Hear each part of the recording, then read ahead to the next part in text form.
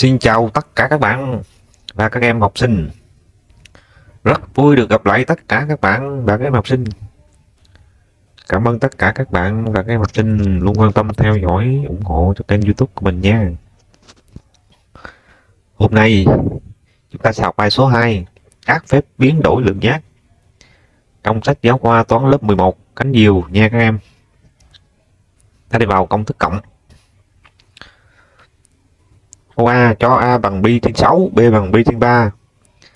Hãy tính sin A cos A, sin B cos B và sin A cộng B. Từ đó rút ra đẳng thức sin A cộng B bằng sin A cos B cộng cos A sin B.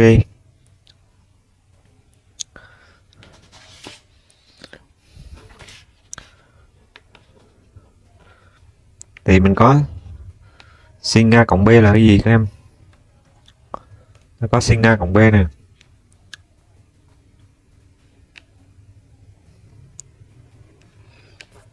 Sin pi trên 6 cộng pi chia 3 sẽ bằng sin, mẫu chung là 6 cho nên nhân 2,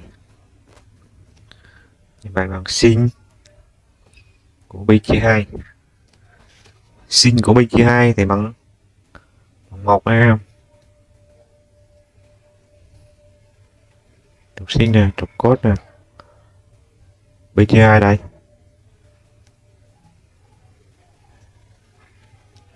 Sin của pi chia 2 là bằng 1. Sin A cos B là sin của pi chia 6 cos của pi chia 3 cộng cos pi trên 6 sin pi trên 3. Pi trên 6 là chỗ này nè em. Chiếu ở đây là 1/2.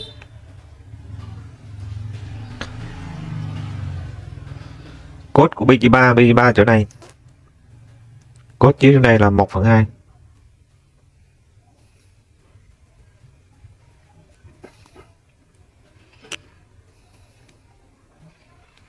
Rồi cos của pi chia 6 là bằng căn 3 chia 2. Sin của pi chia 3 là bằng căn 3 chia 2 luôn. Bằng 1/4. Đây nhân vô là thành 3/4. Vậy nó bằng 1 em. 4/4 bằng 1. Vậy ta suy ra được là sin pi trên 6 cộng pi trên 3 là bằng sin pi trên 6 cos pi trên 3 cộng cos pi trên 6 sin pi chia 3.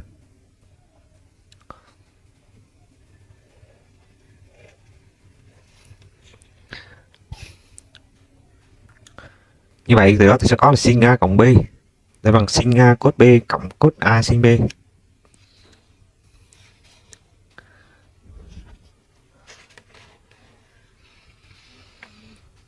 Bây giờ ta tính sin của A trừ B. Sin của A trừ B là bằng sin của A cộng cho trừ B bằng sin A cos. Bây giờ B là trừ B cộng cos A sin trừ B. Cos đối cho nên cos trừ B là bằng cos B. Cos đối thì sin này phải mang dấu trừ ha, trừ cos A sin B. Như vậy nếu chỗ này mà dấu cộng thì chỗ này dấu cộng, chỗ này dấu trừ thì đây dấu trừ.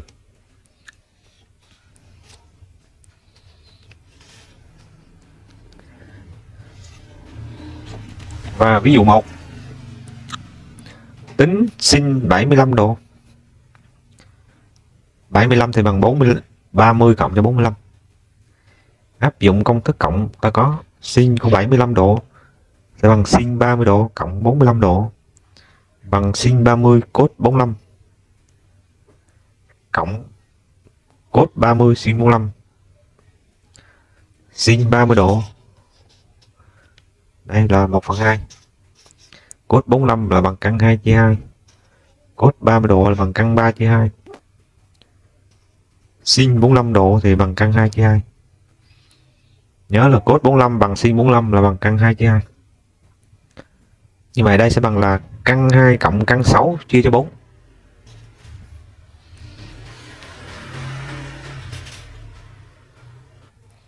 Ta sang hoạt động 2.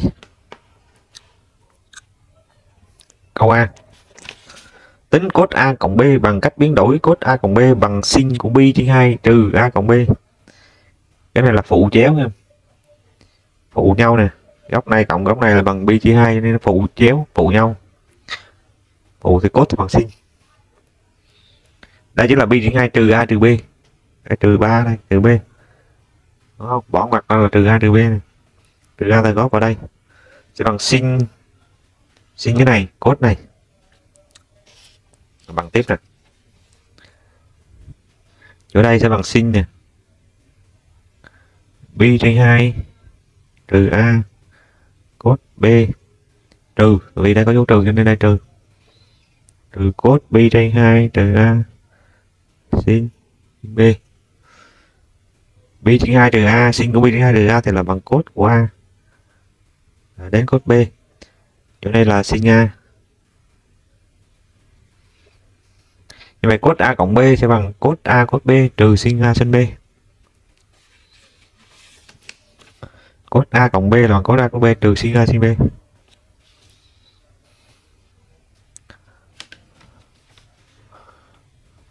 Bây giờ cos A trừ B thì ta lại thay thế bằng cos của A cộng cho trừ B bằng cos A cos trừ B. Đây dấu cộng thì đây dấu trừ.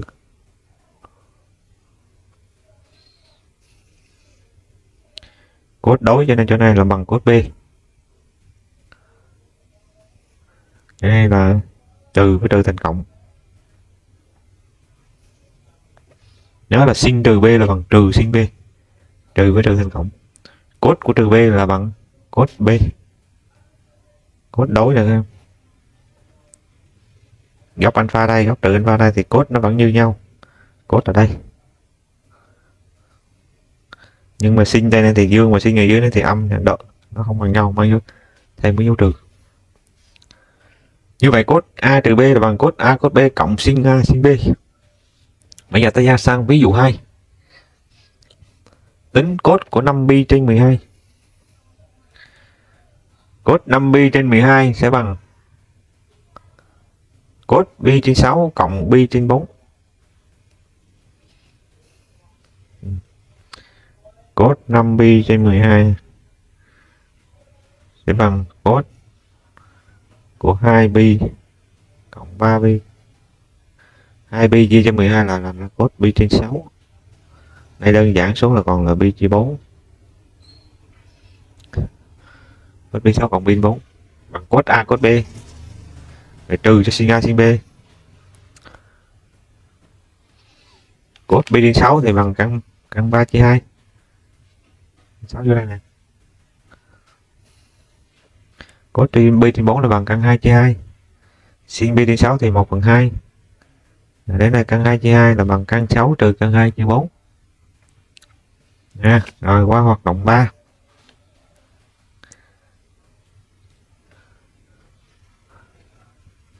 Sử dụng công thức cộng đối với sin và cosin. Hãy tính tan A cộng B theo tan A và tan B khi các biểu thức đều có nghĩa. Tan A cộng B em. Tan A cộng B này là bằng sin A cộng B trên cos của A cộng B. Sin A cộng B là bằng sin A cos B cộng cos A sin B. Đây là cos A cos B trừ sin A sin B. Đây mình chia hết hai vế cho nên mình chia cho cos A cos B.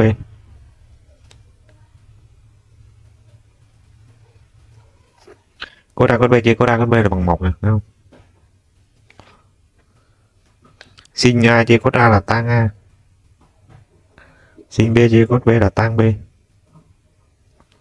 Đây. Cos B chia cos B là hết. Sin A chia cos A là bằng tan A. Ở đây đang dấu cộng. Cos A chia cos A là hết. Sin B chia cos B là bằng tan B. Như vậy nó có công thức đây nha các em. Tương tự tan A trừ B thì mình cái này đậu dấu thành dấu trừ với thành dấu cộng. Đó là các công thức cộng đó nha em. Phải nhớ thuộc lòng rồi. Ví dụ 3. Tính tan của 7pi trên 12. Tan 7pi trên 12 nè em.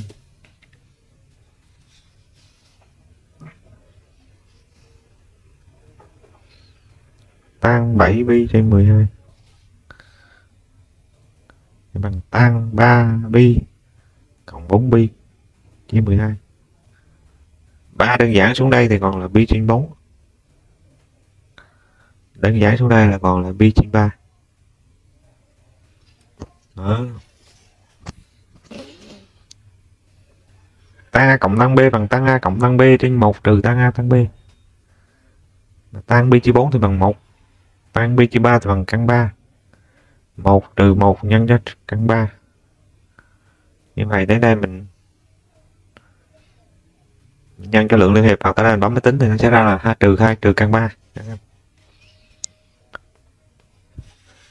Bây giờ ta tính, nãy giờ ta quên tính vận dụng này.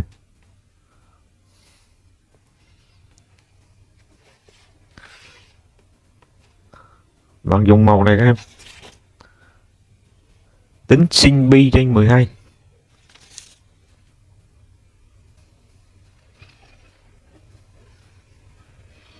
Sin pi trên 12 nè. Cho bằng sin. Cho nên là 3pi trừ đi 2pi. Đơn giản xuống là pi trên 4. Pi chia 6. Bằng sin pi trên 4 cos pi trên 6 trừ cos pi trên 4 sin pi trên 6.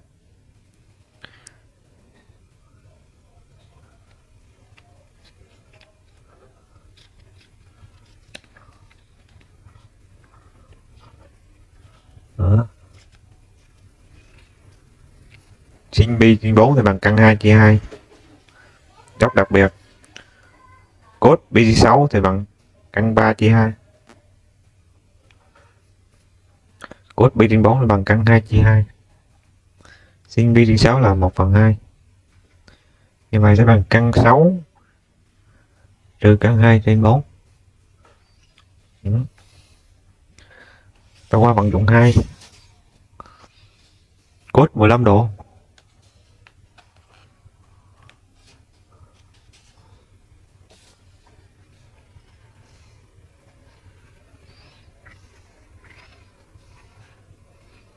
Cos 15 độ sẽ bằng cos 45 độ trừ 30 độ bằng cos 45 cos 30 cộng, nhớ đây trừ đây là dấu cộng ấy, sin 45.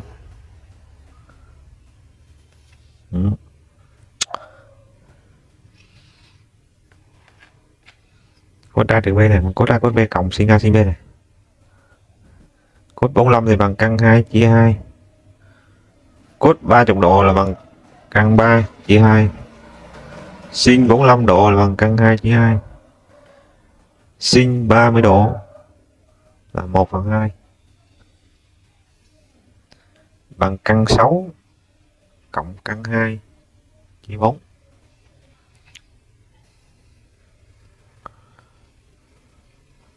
Lên qua tiếp theo em. Lên qua vận dụng 3 này. Tan của 165 độ.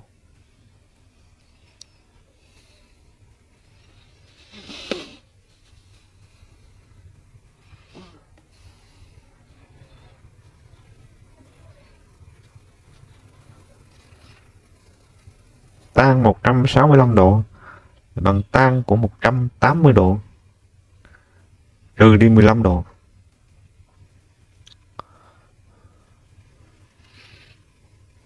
Tan pi các em, bỏ cái pi đi đi. Đây là 180 là pi á, bằng tan của trừ 15 độ. Cốt đối mà đây không phải cốt thì mình nâng cái dấu trừ, trừ tan 15 độ bằng trừ tan của 45 độ trừ 30 độ bằng trừ tan 45 trừ tan 30 trên 1 cộng tan 45 tan 30 bằng trừ tan 45 thì bằng 1, tan 30 là bằng căn 3 chia 3.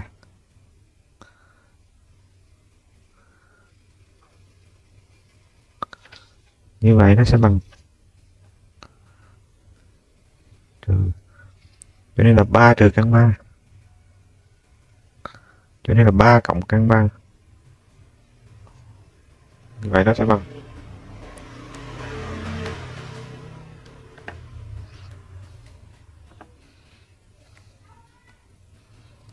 3 trừ căn 3 trên 3 cộng,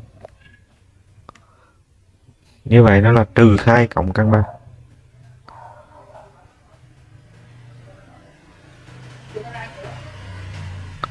Bằng trừ 2 cộng căn 3 đó.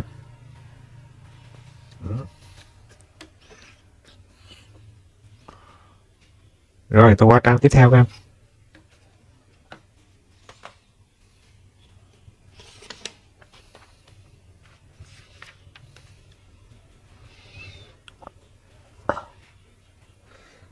Công thức nhân đôi.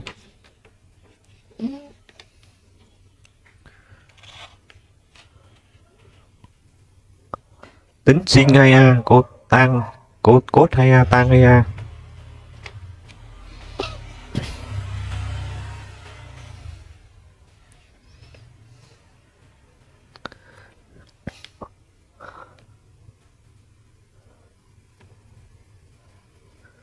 Thì sin 2a là cái gì em?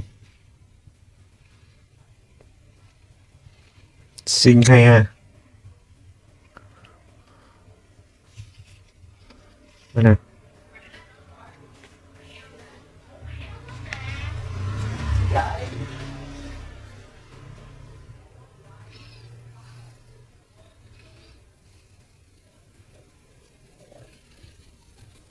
sin 2a là bằng sin a cộng a, nhưng mà bằng sin a này, cốt b tức là cốt a này, cộng cốt a này, bằng 2 lần sin a cốt a. Có nghĩa là chỗ này nè,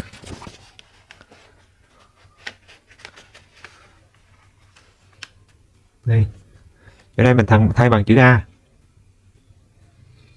không thì nó sẽ ra là sin a cốt a, rồi cốt a sin a thì sẽ bằng 2 lần sin a cốt a, nhớ là bằng 2 lần sin a cốt a. Rồi cốt a cộng b thì mình biến cái b thành cái a, cốt a bằng cộng a làm bằng cốt a, biến cái b thành chữ a là cốt bình phương a, rồi trừ sin bình phương a, nhớ nha. Đó, cho nên nó biến thành này sin 2a bằng 2 lần sin a cốt a này, cốt 2a bằng cốt bình trừ sin bình nè. Rồi tan a cộng b là bằng tăng a cộng tăng b, thì tăng a cộng tăng a là bằng 2 tăng a nè, 1 trừ tăng a tăng b là 1 trừ tăng bình phương a, nhớ nha. Rồi bây giờ mình tiếp tục.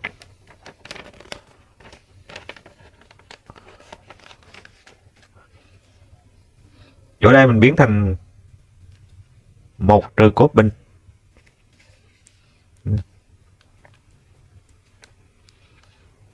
cốt 2a nè sẽ bằng cốt bình a, sin mình biến thành 1 trừ sin bình trừ cốt bình, trừ thành cộng, cộng ra thành 2 cốt bình, đây trừ 1. Đây mình biến thành là đây nè, đây mình biến thành là 1 trừ sin bình, Đây trừ sin bình nữa. Như vậy bằng 1 trừ 2 sin bình. Đó. Như vậy cái cos 2a này mình phải nhớ 3 của công thức này nha.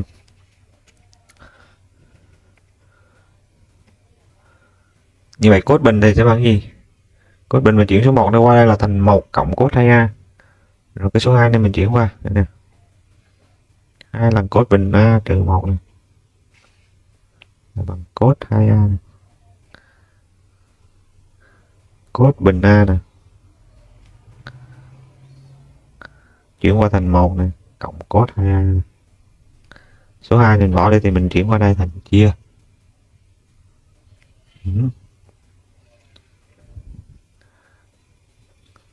Còn cos 2a này bằng 1 trừ 2 sin bình a. Thì mình chuyển 2 sin bình a này qua này là 2 sin bình a sẽ bằng 1. Chuyển đây qua bằng trừ cos 2a. Số 2 này bỏ đây thì qua đây nằm dưới. Sin bình sẽ bằng 1 trừ cos 2a chia 2. Thông qua ví dụ 4. Cho sin a cộng cos a bằng 1/2. Hãy tính sin 2a cos 4a.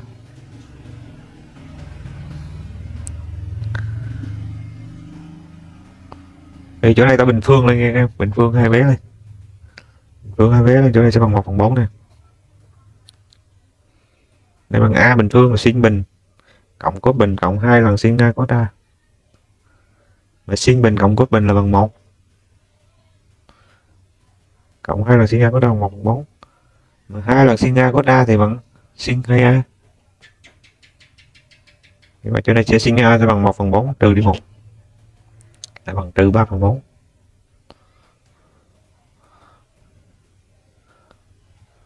Cho tan a trên 2 bằng trừ 2 tính tan a. Tan a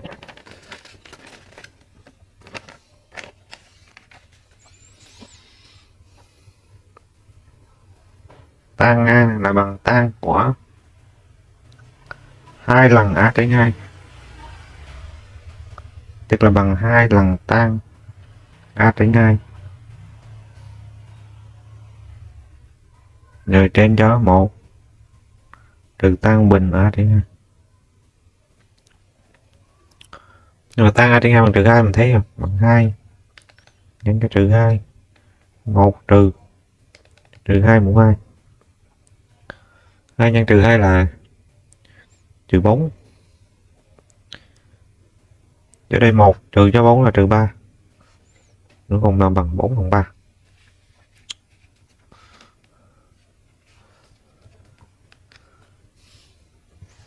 Còn cái câu tính cos 4a này. Cos 4a thì bằng cos của 2 nhân cho 2a.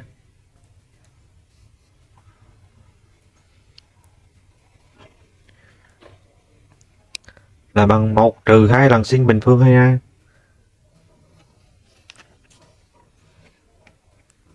Như vậy sẽ bằng 1 trừ 2 và sin 2a bằng trừ 3/4.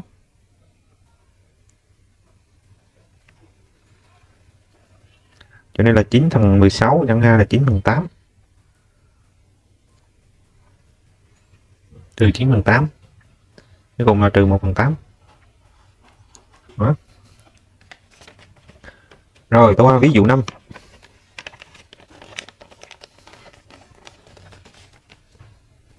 Biết cos pi trên 6 bằng căn 3 chia 2. Tính cos pi trên 12. Thì cos pi trên 12 này sẽ bằng nửa bằng cos pi chia 6 này chia 2 nè.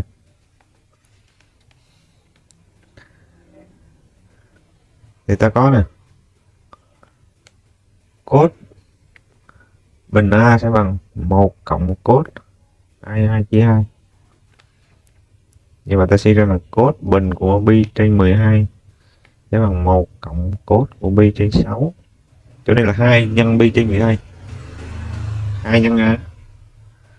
Rồi chia cho 2. Đúng không? Rồi. Như vậy sẽ bằng 1 cộng căn 3 chia 2 bằng 2 cộng căn 3 chia 4.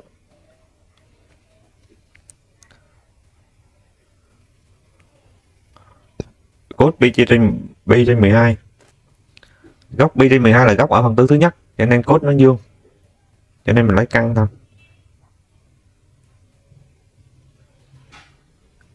Sẽ bằng căn của 2 cộng căn 3 chia cho 2.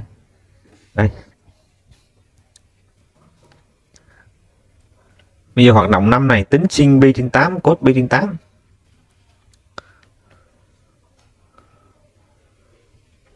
Nó có sin bình nè, pi trên 8 nè, sẽ bằng 1 trừ cos 2 nhân pi trên 8 chia cho 2 bằng 1 trừ cos của pi trên 4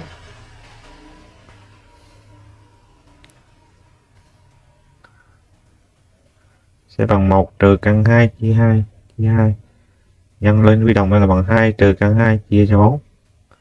Và pi trên 8 là cũng là góc phần tư thứ nhất nên sin nó dương. Mình lấy ra, mình lấy dấu căn, không có dấu trừ. Nhưng mà bằng căn của 2 trừ căn 2 trên cho 2. Cos của pi trên 8 thì mình tính cos bình phương của pi trên 8 sẽ bằng 1 cộng cos 2 lần pi trên 8 chia cho 2 bằng 1 cộng cos pi trên 4 1 cộng căn 2 chia 2 là bằng 2 cộng căn 2 chia 4. 2 nè, vi đồng lên 2 cộng căn 2 đưa xuống đây thành 4 nè. Pi trên 8 là góc ở phần tư thứ nhất thì cos nó cũng dương, cho nên mình lấy ra là mình không có dấu trừ. Căn bằng căn của 2 cộng căn 2 chia cho 2.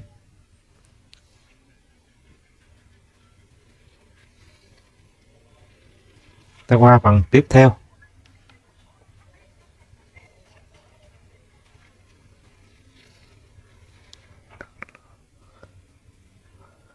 Như vậy cái bài toán này hơi bài này khá dài nha.